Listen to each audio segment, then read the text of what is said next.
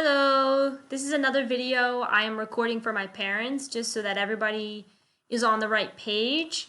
I'm recording this on Thursday of week 2 on September 17th. So we are almost finished with week 2. Week 1, our main focus was technological assistance with students and parents, so we did not do much. Week 2, we actually started with the children doing their assignments. So I'm going to write things down just like I kind of do for the kids. So the day is kind of split into 3 portions here. So how it works is that your students are either all together. All together means I have all 3 colored groups. That means that I'm working with all 20 kids at the same time. This is right in the morning from 8:30 to 9 o'clock. It's also during resource time. So it's from 10:15 to 10:45. And then also throughout the day, I might pull all groups together kind of throughout the day just to check in with everybody. And again, I'm talking to all 3 colored groups. The second portion that they are going to be doing is the lesson. This is the most important thing for them. The yellow group's lesson goes from 8:15 to 10:15 is yellow. Your child doesn't have to do anything really. I coordinate when they're in each section. So the yellow group is from 9:15 to 10:15, and that's the only people who are on the screen is me and the yellow group. It's the most important part of the day because the lesson is live. It's live with me, which means I'm trying to see what they know. I'm asking them questions. I'm giving them the content. This is where they're doing most of the learning. Green is from, blue. Blue is the group that has to split it. Blue is kind of before lunch and after lunch. So blue is 10:45 to 11:15. And then right after lunch, I meet with the blue group again, 12:15 to 12:45. Green, so that's blue. Green is at the end of the day. That's 12:45 to 1:45. So I appreciate my green kids because they kind of had to hang through the whole day in order to get to me at the end. But it had to be somebody, so it's the green group. The other portion of the day is when they're practicing. This is when they actually get to take what I taught them in the lesson and they put it into practice. Practice is not live. That means I can see them if I click on their group, but I'm not there. They're not getting instruction from me. They're doing the activities. The activities are in Schoology, not Zoom. They stay in Zoom so that I can see them through their web camera, but they're not looking at Zoom. They're looking at Schoology. In Schoology, they have reading and math assignments, and there's 6 total. Each assignment has a video. The child has to actively do what I'm saying in the video. So for example, in the video, I might pull up in the video, I might say, go ahead and get out your notebook. Turn to the next page in your notebook. Write the date in your notebook. And while I'm saying that, the child is supposed to be doing those steps. That sometimes is a little bit confusing for them right now. Mostly they watch the video, but not all of them understand that they're actually supposed to do what I'm saying. So many of them are watching me talk, but they're not actually pulling out their notebook and writing. That might be something I need parent assistance with. I'm not asking that parents are sitting there with them and making sure that they're doing the writing, because I know that's a lot on parents, and I'm trying to make it as easy as possible. which means I record all the directions for all of the assignments through the whole week. It's a total of 20 videos. So through the week, I record myself 20 times, and I'll do it every week. And then I put those videos in each of the groups' Schoology assignments, because I'm trying to make it very easy for parents. So what I need from parents is to understand what the child is doing throughout the day, and to understand that we're either all together, or they're either getting their live lesson, or they're either in the practice session. So I don't need you to remember times, because I know it's difficult for everybody to remember times. But just know, because I have a lot of people throughout the day who kind of say, you know, like, what are they doing right now? If you see me on the screen with your child, they're in a live lesson. They're getting instruction. If you do not see me, if the only thing you see on the screen are the other kids, that's when your child is supposed to be doing the practice work. Now, the biggest issue we have with the practice work is when your child does not turn off the microphone.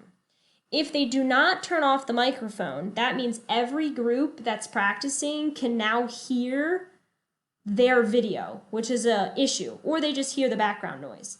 So please make sure if you glance down at the computer and you see 7 little faces, and the little faces look like they might be looking down or holding a pencil, it's because your child is supposed to be practicing on Schoology and their microphone has to be off. I took a quick picture today. I wanted to show it to you. I don't save these pictures, so they get deleted right away. So, you know, I'm not saving images of your children. But this is a group that I chimed in on, and this is what it looked like. So you can see a couple things going on. Number one, all microphones are off. That is fantastic.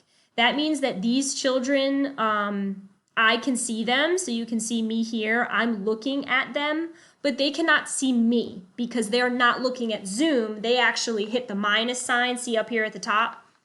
They hit the minus sign and they went back into their internet and back to Schoology, and they clicked on their group color, and they were watching these videos in here.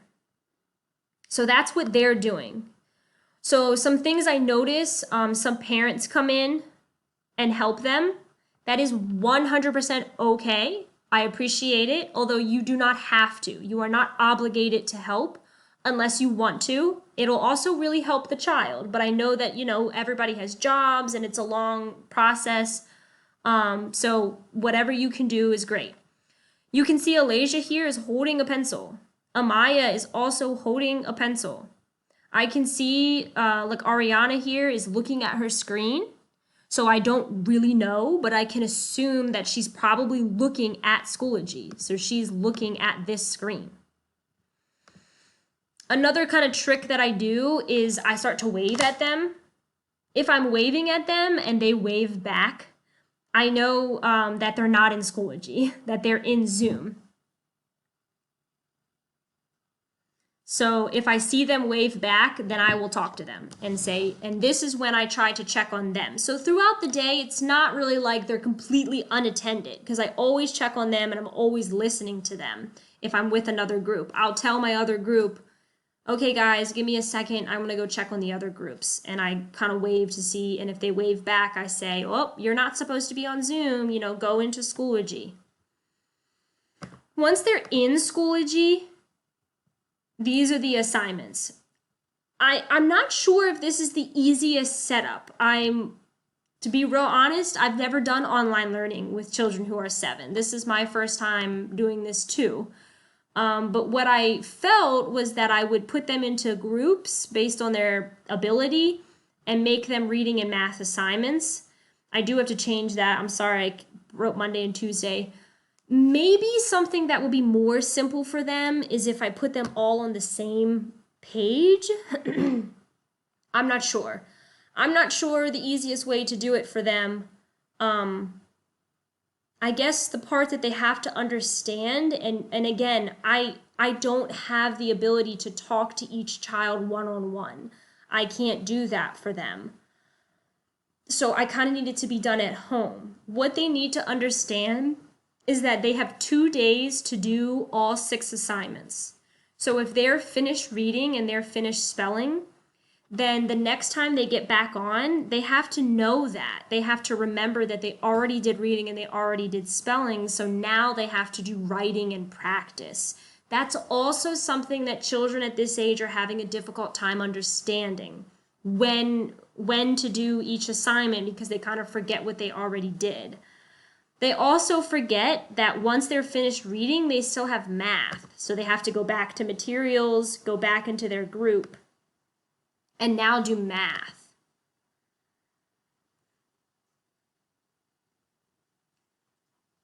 If they're in, let's say you notice that your child is not in a live lesson. Let's say you know it's not live because you don't see me. And you look at the screen and maybe you see all the other kids and they're kind of looking up and writing and looking like that. Then that'll let you know that they're in practice. If your child tells you, I did all of the assignments, again, I have no ability of knowing if that's true or not. I'm sorry, I don't particularly like teaching this way either, but I don't have any ability to know. So, but you can open it up, their notebook, and if you see spelling words written down, you know that they did the spelling that day. If you look for their writing, this looks like a writing prompt. They're supposed to fill in the blank. Then you know that they did writing for that day. If you go into the video and you can see me in the video saying we're on, page whatever, then you can actually open up their workbook and see if they finished the page for the day. Things like that. As a parent, you're not obligated to do these things during the day. But maybe at the end of the day, at dinner time, you can ask them, did you do the activities in your notebook? Did you do the activities in your workbook? Did you do the activities in the math activities? And you can ask them how they did, how they're feeling, if it's hard, if it's easy, and then let me know. I'm open for communication, open for any type of communication that'll assist the kids in any way. You can tell me every single day my child is not doing the workbook, or my child is not doing this. And then I can try to schedule a meeting to where it's just me and that child, and we can talk more about the workbook. It's just very difficult if it's all 20 of the children on the screen at one time. I can't really talk to just one of them. So if your child needs that one-on-one, just let me know. I'll schedule a one-on-one meeting with them. Okay, I appreciate you watching. Everybody has my number. Everybody has my email. Please feel free to reach out to me. I'm open to anything, guys. I'm open to suggestions. If you think, your child might function better if they're doing this or that.